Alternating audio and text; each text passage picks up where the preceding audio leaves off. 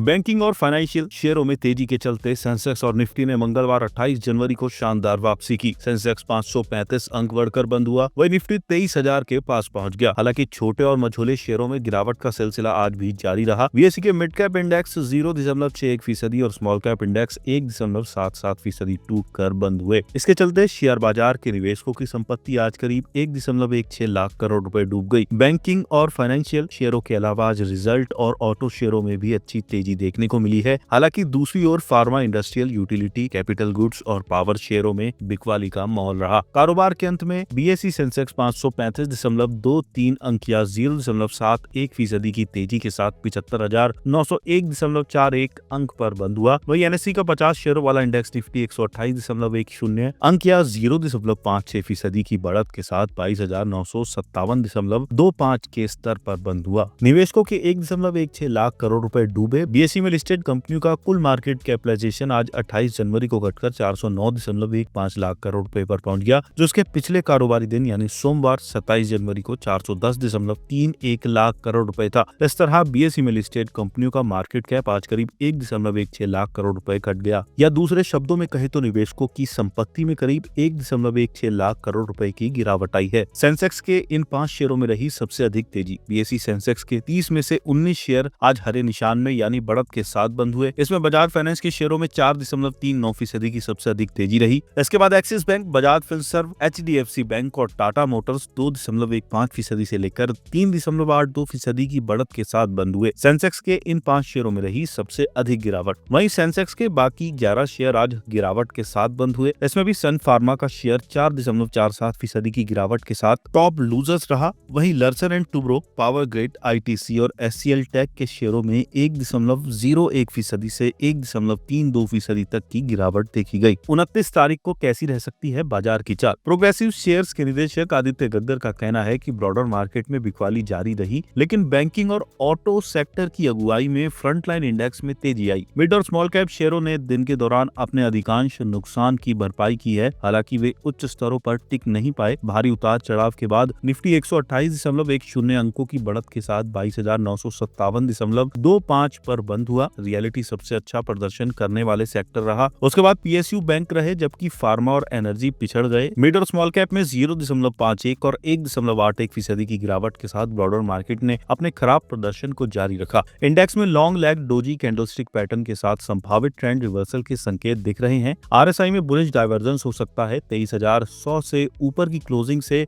इसकी पुष्टि होगी। निफ्टी के लिए तत्काल रेजिस्टेंस 23,100 पर है और सपोर्ट 22,800 पर है। शेर खान के रिसर्च हेड संजीव होता ने मनी कंट्रोल से कहा कि एफओएमसी और बजट 2025 तक बाजार में उतार चढ़ाव रहने की संभावना है।